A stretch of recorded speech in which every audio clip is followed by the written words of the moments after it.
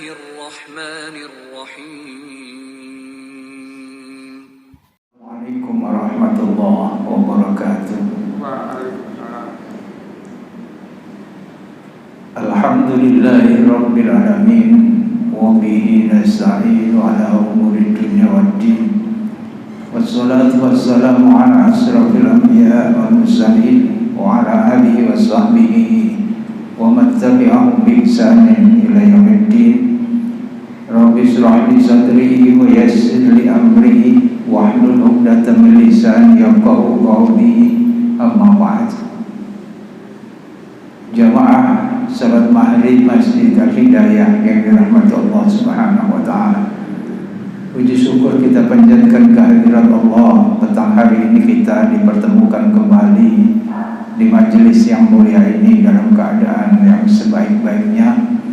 Allah senantiasa membimbing kita dengan hidayahnya, memberikan taufik, ma'unah, inayah, sehingga kita masih berikan kemampuan untuk senantiasa beramal saleh.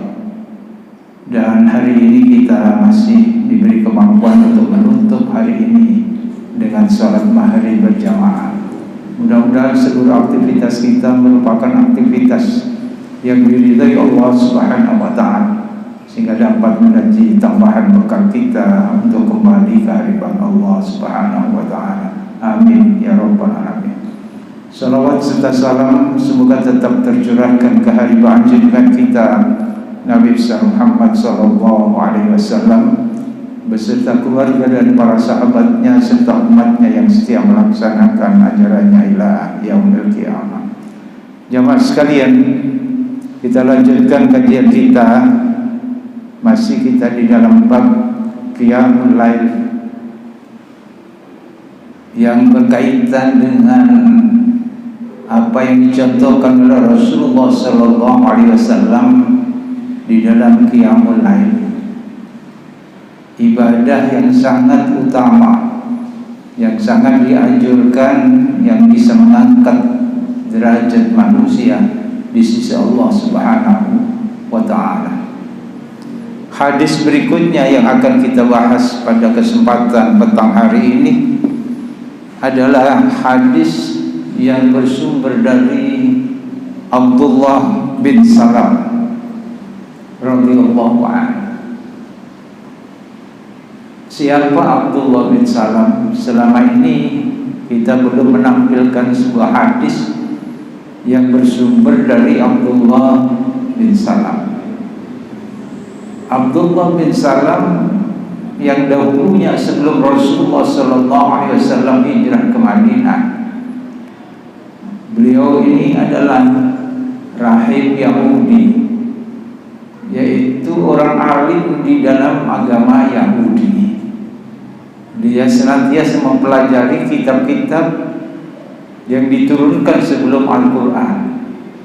Dipelajarinya Taurat, dan di sana juga menceritakan tentang adanya nabi setelah yang terakhir, yaitu Rasulullah Muhammad sallallahu alaihi wasallam.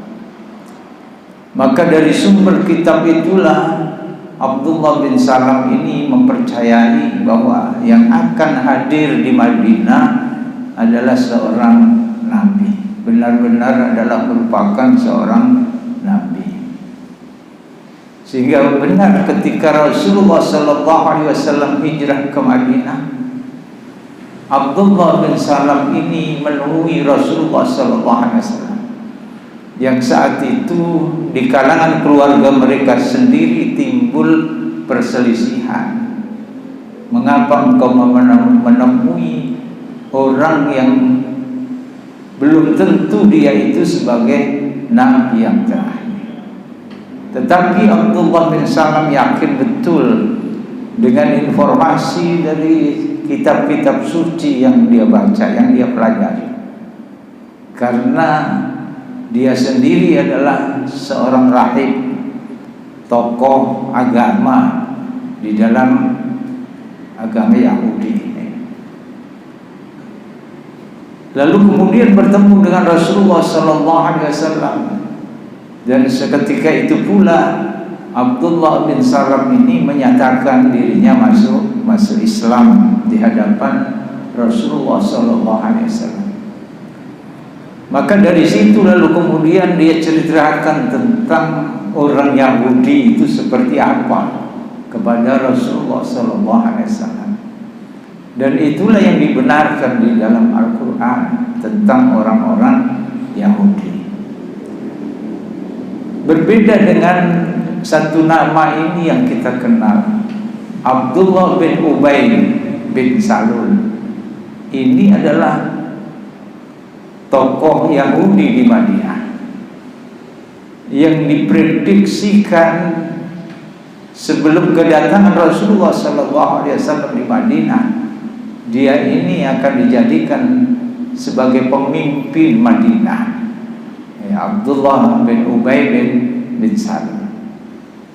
Dia adalah tokoh di Madinah, orang yang terkemuka. Tetapi ketika Rasulullah SAW datang di Madinah, melihat pengikutnya juga cukup banyak, orang-orang Ansar juga cukup banyak yang sudah memeluk Islam, maka Abdullah bin Ubay ini juga menyatakan di hadapan Rasulullah SAW masuk Islam. Tetapi Islamnya berbeda dengan Abdullah bin Salam. Abdullah bin Salul ini menaruh kebencian yang sangat mendalam kepada Rasulullah SAW. Gara-gara kehadiran Rasulullah di Madinah, maka dia tidak jadi diangkat sebagai pemimpin orang-orang di Madinah.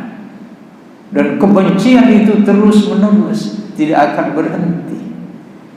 Sehingga dialah yang menimbulkan perselisihan umat di kalangan umat Islam di Madinah itu. Dia dikenal sebagai orang munafik di Madinah. Jadi potret orang munafik di zaman Rasulullah SAW adalah Abdullah bin Ubay. Dan perilaku itu juga diwarisi dengan orang-orang munafik sampai saat ini dan mungkin sampai akhir zaman. Yaitu tidak henti-hentinya membenci Islam itu, mengadu domba orang-orang Islam. Gugurnya para sahabat di Madinah juga tidak lepas dari hasutan orang-orang munafik, orang-orang Yahudi munafik di Madinah, sehingga terjadi pembunuhan demi pembunuhan di kalangan sahabat Rasulullah SAW. Gugurnya Umar ibn Khattab radhiyallahu anhu, sahabat Utsman bin Affan radhiyallahu anhu juga tidak lepas dari hasutan adu domba dari orang-orang munafik di Madinah. Bagaimana dengan negeri kita sekarang? Bibit-bibit itu ada, ya. Di mana-mana ada orang munafik yang suka mengadu domba di kalangan anak bangsa. Itulah orang-orang munafik. Apalagi sekarang ini ada sarananya yang mudah mereka pergunakan untuk mengadu domba. Jamaah yang dirahmati Allah Subhanahu wa taala, kembali kepada hadis yang bersumber dari Abdullah bin Salam ini. Hadis ini cukup populer, yaitu ketika Rasulullah SAW awal mula datang di Madinah, maka ada statement yang ini yang beliau sampaikan. Apa statement Rasulullah SAW? Wa an Abdullah bin Salam radhiyallahu anna Nabiy sallallahu alaihi wasallam qala ayyuhan nas afsus salam wa ad'imut ta'am wa sallu bil laili wan nasi niyam tadkhulul jannata bisalam. Kalau dihubungkan dengan sumber yang lain dari hadis yang lain, ada satu yang tidak disisipkan di dalam teks hadis ini, yaitu wasilul arham, yang tidak ada, yang mestinya kalau kita baca lengkap, ayuhan nas afsus salam wa ad'imut ta'am wasilul arham wasallu bil laili wan nasi niyam tadkhulul jannata bisalam. Ini yang dikaitkan oleh Imam Nawawi di dalam bab qiyamul lail adalah wasallu bil laili wan nasi niyam. Nah, yang itu yang diambil oleh Imam Nawawi di dalam kitab Riyadhus Shalihin. Marilah kita bahas hadis ini, hadis yang sangat populer untuk menjadi pelajaran bagi kita. Rasulullah mengatakan, ayyuhan nas afsus salam. Jadi yang berkaitan dengan perdamaian, persatuan umat untuk mencapai kejayaan baik pribadi maupun sebuah komunitas. Ada 4 hal yang dianjurkan Rasulullah SAW. Yang pertama adalah afsus salam, tebarkan salam. Ini perintah Rasulullah SAW. Untuk apa? Agar terjalin kebersamaan, kekeluargaan, persahabatan, persatuan. Kalau saling-saling memberikan salam, itu pasti akan terjadi damai di situ, ketentraman di dalam kehidupan umat itu. Karena setiap berjumpa satu dengan yang lain saling mendoakan, afsus salam, dan itu tebarkan.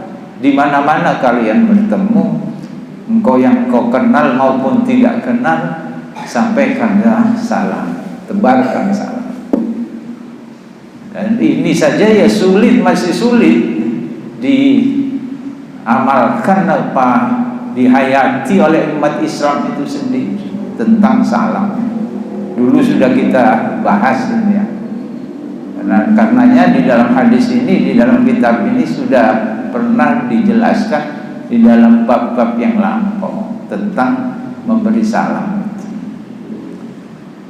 Di kalangan kita salam ini masih jauh dari amalan-amalan kita. Karena orang yang saling memberikan salam itu di balik itu juga masih saling membenci, masih saling mendengki.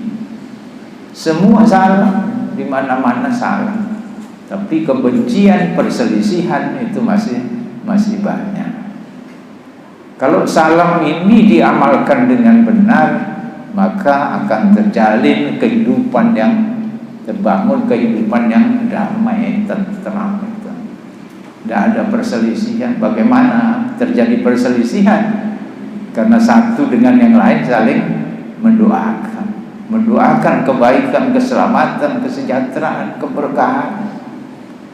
Itu mustahil orang yang mendoakan kebaikan itu lalu kemudian berselisih, bertengkar.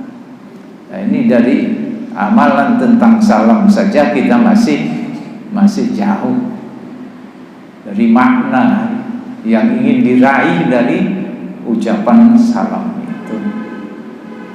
Salam berarti kita saling mendoakan keselamatan, mendoakan rahmat dari Allah, mendoakan keberkahan. Lalu kalau mendoakan kebaikan lalu kita membenci, itu kan tidak sama antara ucapan dengan apa yang di dalam hati. Seperti orang-orang munafik itu, Abdullah bin Ubay bin Salul, apa yang diucapkan dari mulutnya itu sangat berbeda dengan hatinya. Diceritakan di dalam tarikh itu bahwa sering lontaran-lontaran dari Abdullah bin Ubay bin Salul itu yang mengancam umat Islam di Madinah. Sepulang dari peperangan, kalau datang nanti akan kami usir dan lain sebagainya. Dan itu sampai di telinga Rasulullah SAW. Bahkan sahabat-sahabat utama Umar bin Khattab radhiyallahu anhu. Bahkan bagaimana kalau Abdullah bin Ubay ini kita bunuh saja, karena nanti menimbulkan ketidaktentraman di dalam kalangan umat Islam, bahkan secara umum kehidupan di Madinah. Tapi dilarang oleh Rasulullah Sallallahu Alaihi Wasallam. Para sahabat sudah setuju bahwa Abdullah bin Ubay ini mestinya dihukum bunuh karena kebenciannya terhadap umat Islam. Jamaah yang dirahmati Allah Subhanahu wa taala, karenanya melihat kondisi yang seperti itu, Rasulullah sallallahu alaihi wasallam memberikan statement ini, tebarkan salam perdamaian antara kalian itu. Kemana-mana kita ucapkan salam yang berangkat dari lubuk hati kita tentunya, sebagaimana yang mengilhami kehidupan antara sahabat Ansar dan Muhajirin.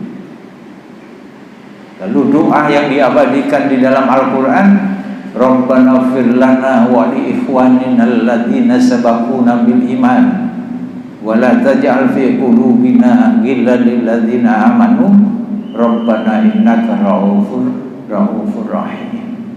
Nah, kalau kita memahami tentang doa ini, yang semua kita insya Allah hafal ya, kecuali yang belum hafal ya. Nanti dibuka di dalam surat Al-Hasyr ayat yang ke-10 insya Allah. Itu ada doa yang diabadikan Allah. Rabbana ighfir lana wa li ikhwanina alladhina sabaquna bil iman. Mendoakan saudara-saudara sesama beriman ampunan dari Allah Subhanahu wa taala. Bahkan yang lebih dulu beriman dari diri kita. Ini Allah memberikan pelajaran bahwa kita mesti memperhatikan pendahulu kita, orang-orang beriman sebelum kita beriman. Karena kita beriman itu tentu melalui orang-orang yang beriman sebelum kita. Karenanya kita dianjurkan untuk mendoakan mereka. Dan ini pun tidak diamalkan, banyak yang lupa tentang doa. Ada di dalam kehidupan umat Islam sendiri itu bahkan tidak menghargai pendahulunya, ya, tidak menghargai pendahulunya. Ada sebuah lembaga yang sudah berdiri, yang sudah berjalan, lalu datang pendatang baru ini, yang kemudian menguasai lembaga itu. Nah, mereka menafikan pendahulunya yang dahulu merintis lembaga itu. Bahkan tidak sekedar lembaga, tapi juga tempat-tempat ibadah. Yang dahulu merintis tempat-tempat ibadah, mereka nafikan begitu saja. Ini banyak terjadi di kalangan kita. Berarti tidak menjiwai tentang doa ini. Yang dilanjutkan, wala taj'al fi qulubina ghillan lil ladzina amanu rabbana innaka raufur rahim. Bermohon kepada Allah agar jangan sampai di dalam hati itu tumbuh rasa kebencian terhadap sesama orang-orang beriman. Ini kalau ini doa ini dihayati benar, doanya dengan sungguh-sungguh, maka tidak akan terjadi kebencian antar sesama orang beriman. Sekarang ini ada tidak kebencian orang beriman satu dengan yang lain? Banyak. Itulah hawa nafsu yang menguasai hati manusia. Tak peduli mereka sesama muslim, sikat saja itu. Ini sudah jadi. Karena apa? Hubbud dunia. Karena terlalu cinta terhadap dunia. Karena ingin menguasai sesuatu. Nah, itu dunia. Padahal ibadah itu urusannya dengan vertikal, dengan Allah Subhanahu wa ta'ala. yang maha menilai kita ibadah itu. Jemaah yang dirahmati Allah Subhanahu wa taala, mudah-mudahan kita dijauhkan ya dari sifat-sifat yang seperti ini. Bagaimana bisa maju jaya umat Islam itu kalau di dalam hati masing-masing kita itu masih terjadi yang namanya kebencian, kedengkian, ketidaksukaan, hasud satu dengan yang lain. Karena Rasulullah SAW yang pertama kali untuk membangun Madinah menuju kejayaan Islam itu adalah persatuan umat. Ditumbuhkan rasa cinta dan kasih sayang antara sesama umat itu. Tanpa persatuan jangan harap Islam ini berkembang sampai ke penjuru bumi ini karena berangkat dari cinta dan kasih sayang. Itu yang dibangun pertama kali. Karenanya statement Rasulullah SAW ada yang banyak singkat. Al-Muslimu akhul muslim. Ini saja sulit kita untuk mengamalkannya. Padahal Al-Quran juga sudah berkata, innamal mu'minuna ikhwah. Sama muslim itu bersaudara. Orang-orang beriman itu bersaudara. Tapi nyatanya seperti apa? Kita masih jauh dari statement awal Rasulullah SAW. Al-Muslimu akhul muslim itu di awal kehadiran Rasulullah di Madinah. Ini pun jauh kita masih belum bisa mengamalkan. Kalau banyak berdoa tadi dengan doa surat Al-Hasyr ayat berapa? 10. Kalau kita banyak berdoa dengan doa itu, insya Allah akan menurunkan ke dalam hati kita itu, terjauh dari rasa benci terhadap sesama orang beriman itu. Dijauhkan kita insya Allah. Amin Allahumma amin. Statement Rasulullah inilah yang juga menuju pada persatuan umat. Afsus salam, tebarkan salam. Wa adimut ta'am, kepedulian sesama, beri makan. Kepedulian sesama, beri makan. Ini juga tanda kasih sayang di antara sesama. Adimut ta'am, memberi makan. Memberi makan itu luar biasa.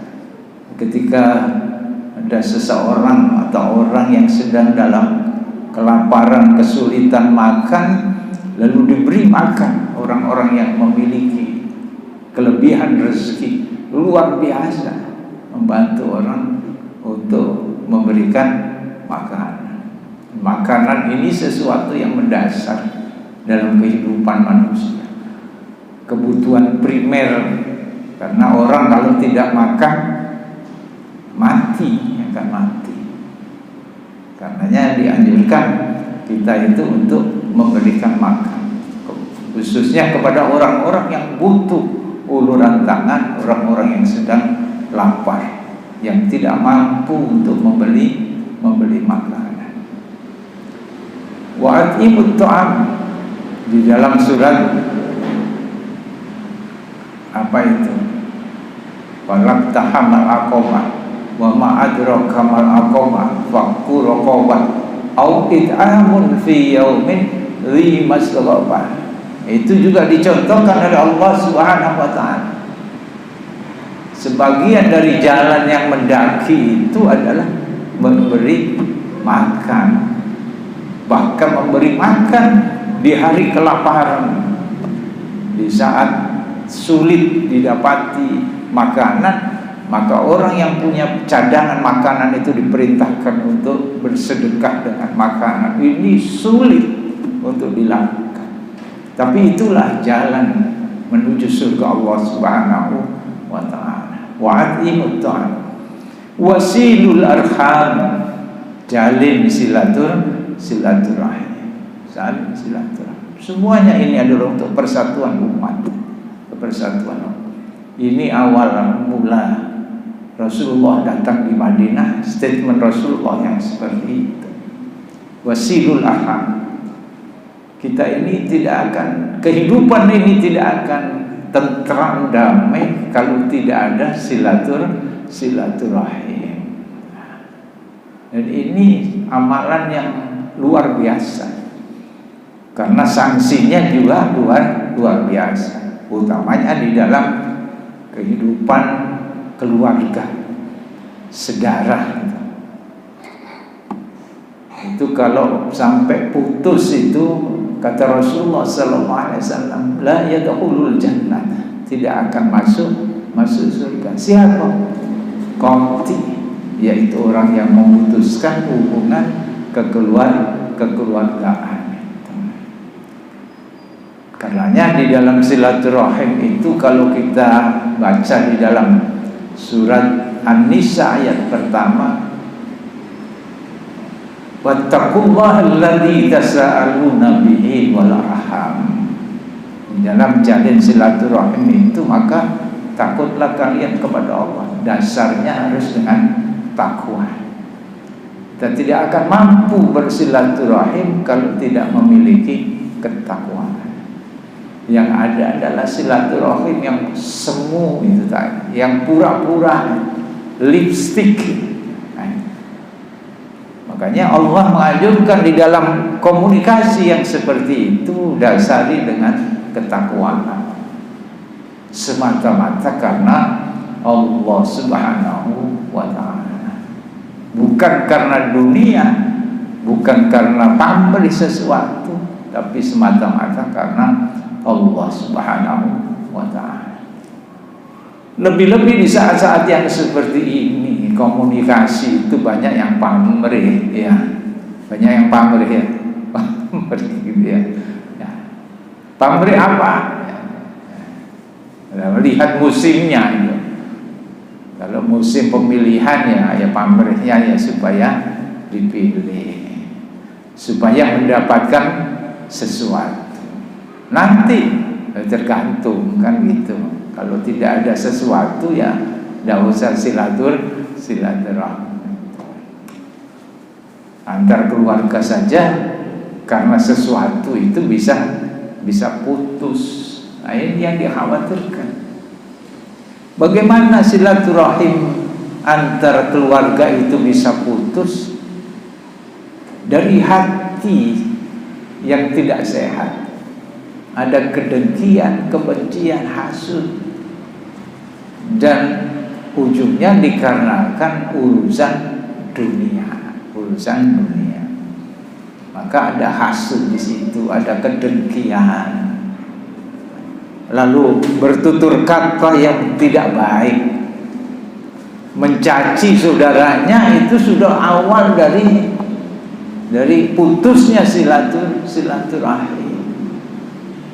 Dan ini godaan yang besar di kehidupan kita, itu adalah godaan tentang putusnya silaturahim. Coba disurvei, di antara kehidupan keluarga itu, mereka yang harmonis dan tidak harmonis itu, coba disurvei dari lingkungan yang ada di masing-masing. Coba satu keluarga, ini keluarga ini, saudaranya ini, bagaimana, coba disurvei. Ada di situ bibit-bibit perselisihan itu. Bahkan orang lain itu bisa seperti saudara, sementara saudara sendiri seperti orang lain. Coba disurvei di tempatnya masing-masing. Nanti ada saja. Itu godaan kehidupan. Nah, itu programnya setan, iblis itu di situ. Yaitu supaya membawa orang itu melakukan dosa yang sangat besar. Di antaranya adalah memutuskan silaturahim. Putusnya kekeluargaan, itu programnya iblis.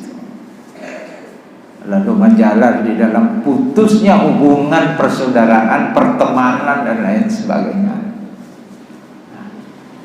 Iblis putus asa mempengaruhi orang supaya tidak menyembah Allah, itu putus asa.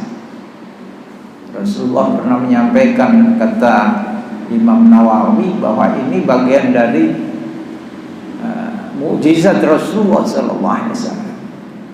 Dikatakan bahwa setan itu berputus asa untuk mempengaruhi orang-orang di Jazirah Arab itu yang menyembah dirinya, itu sudah putus asa. Karena semua manusia di Jazirah Arab itu sudah menyembah Allah Subhanahu wa ta'ala. Tapi satu yang tidak putus asa, apa itu? Menjadikan manusia yang menyembah Allah itu lalu satu dengan yang lain itu membenci, bertikai, berselisih. Itu yang tidak putus asa, yang tetap dilakukan oleh iblis dan pasukannya itu. Nah, ini kenyataannya. Di Jazirah Arab yang sudah menyembah Allah Subhanahu wa ta'ala itu, lalu mereka bertikai satu dengan yang lain. Karena setan itu bisa minal jinnati wan nas, bisa berwujud jin dan juga bisa berwujud manusia yang mengadu domba. Itu adalah pasukan dari iblis, itu pasukan setan. Kalau di kita ini ada orang-orang yang sukanya mengadu domba, ya itu ikut pasukannya iblis itu karya iblis itu. Maka jauhi sifat-sifat yang seperti ini, sifat namimah itu. Jamaah yang dirahmati Allah Subhanahu wa ta'ala, wasilul arham. Yang keempat sekarang.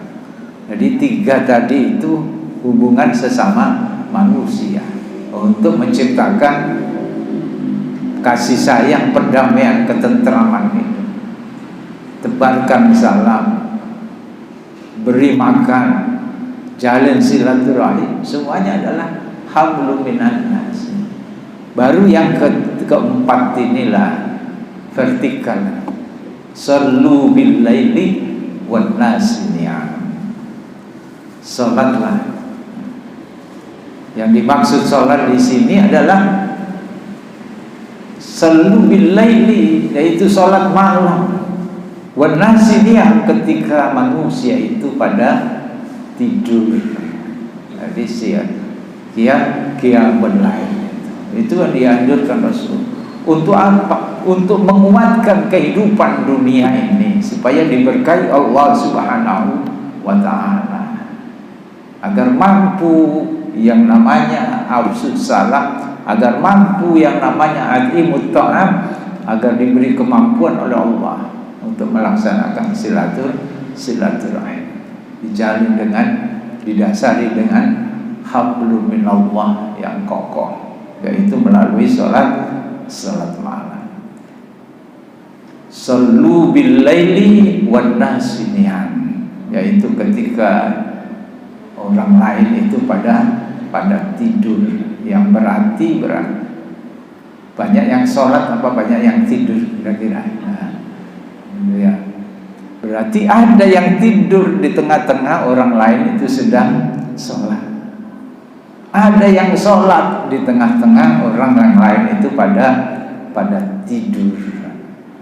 Itu kemarin kita sampaikan, itu bagian dari jalan mendaki itu, yang sulit untuk dikerjakan, yang berat untuk dilaksanakan.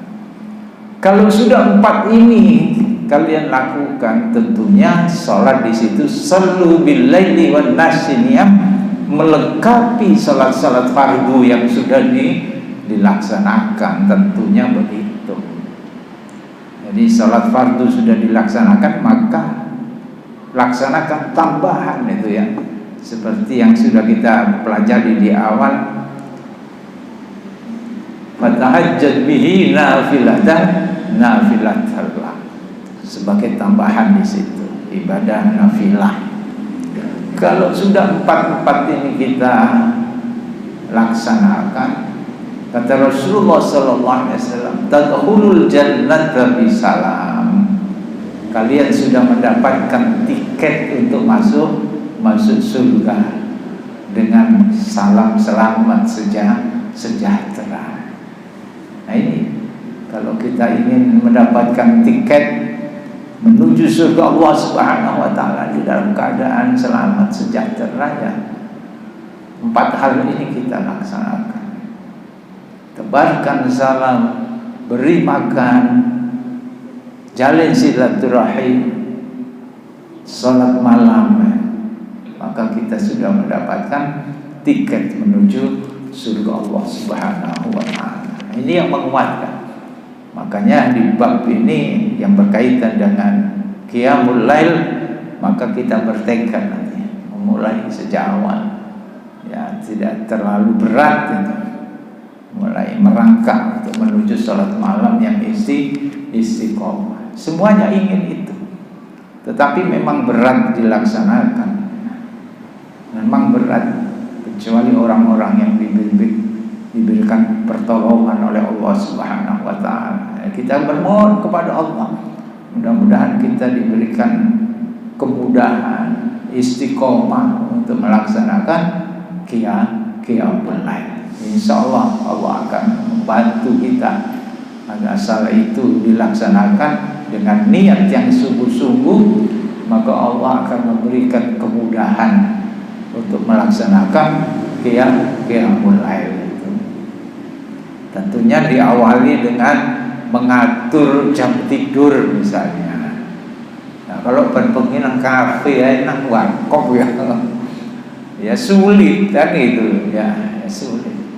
Pulang dari warkop dan jam 12 ngenteni warkop itu tutup. Nanti tidurnya jam 2 jam 3 tidak bisa bangun.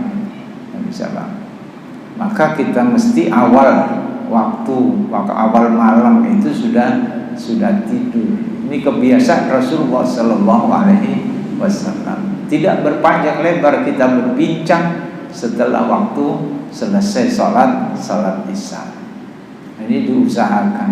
Itu dengan niat tidur awal supaya nanti malam itu bisa bangun dan bisa sholat malam. Lalu dilanjutkan dengan sholat subuh berjamaah. Itu rangkaian semua. Ini yang menuju kemuliaan yang seperti itu. Jamaah ini rahmati Allah Subhanahu wa ta'ala. Kemarin sudah kita bahas tentang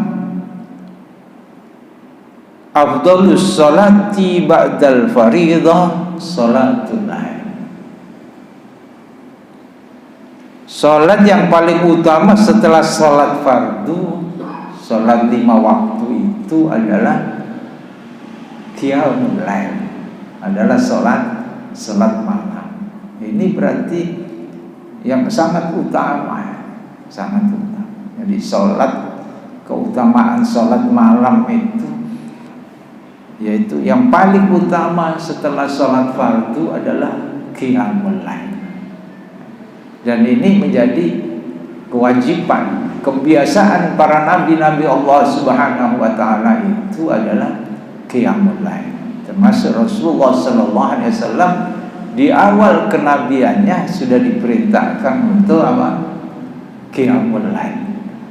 Menguatkan jiwanya di dalam berdakwah itu bekalnya adalah qiyamul lail.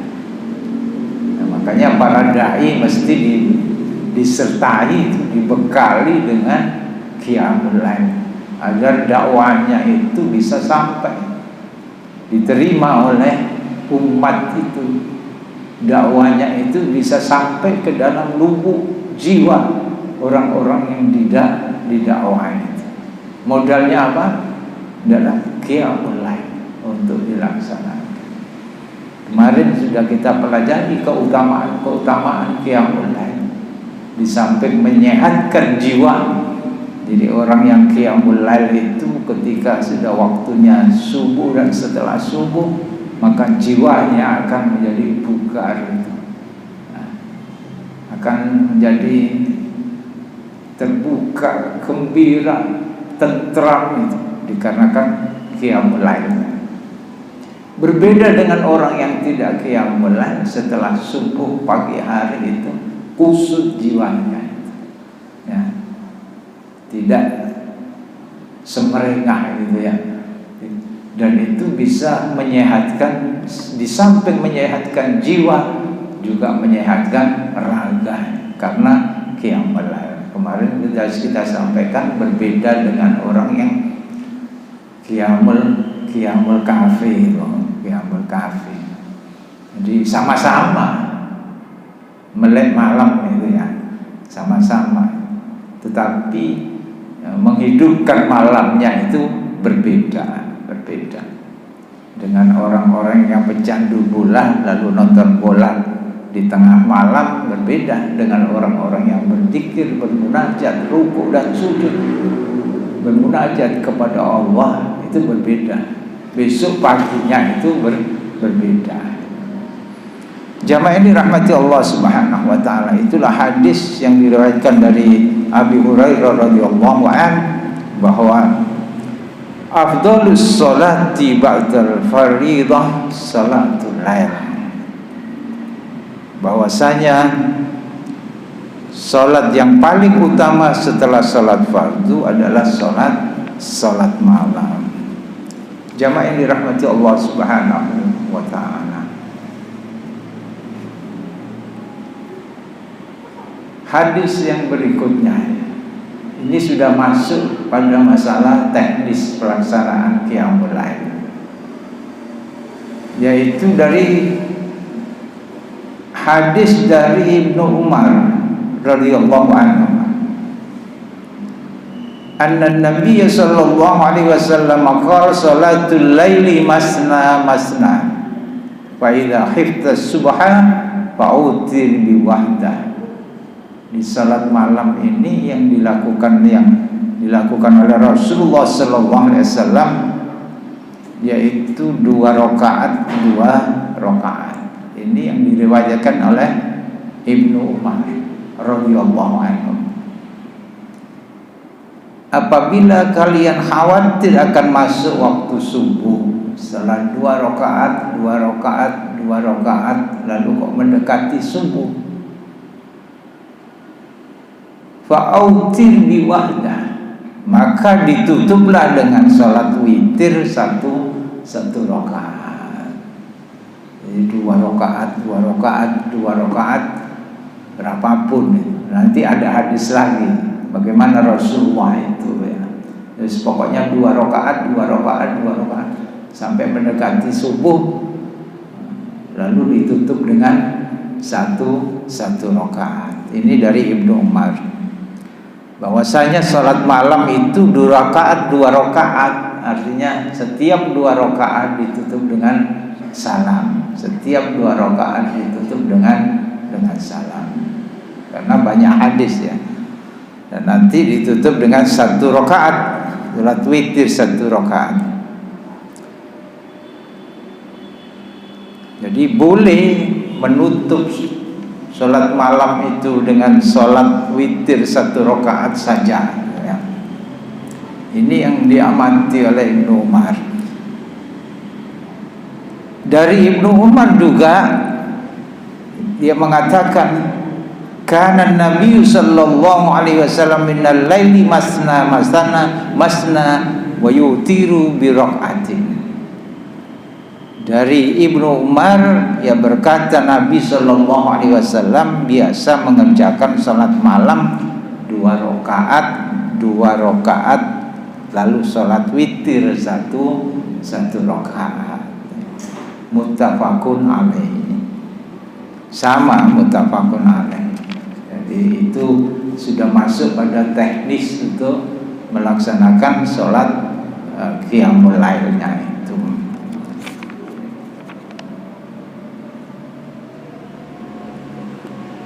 Kok sudah masuk Isya ya? Belum ya?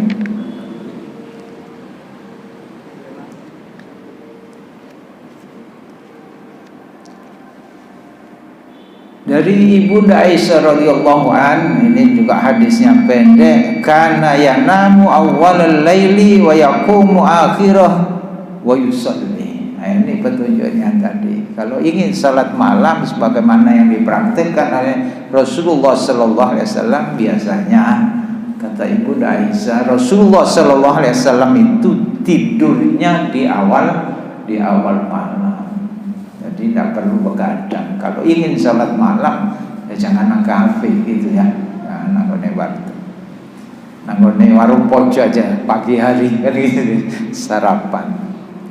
Kemudian beliau bangun di akhir malam untuk mengerjakan qiyamul lail. Insya Allah dengan niat yang seperti itu Allah akan memberikan kemudahan kepada kita sehingga dapat istiqomah untuk melaksanakan qiyamul lail. Mudah-mudahan Allah Subhanahu wa taala memberikan kemudahan dan kekuatan iman kita sehingga kita diberi kemudahan untuk senantiasa melaksanakan qiyamul lail. Amin ya rabbal alamin. Kita tutup dengan doa kafaratul majlis. Subhanakallahumma bihamdika asyhadu an la ilaha illa anta astaghfiruka wa atubu ilaik.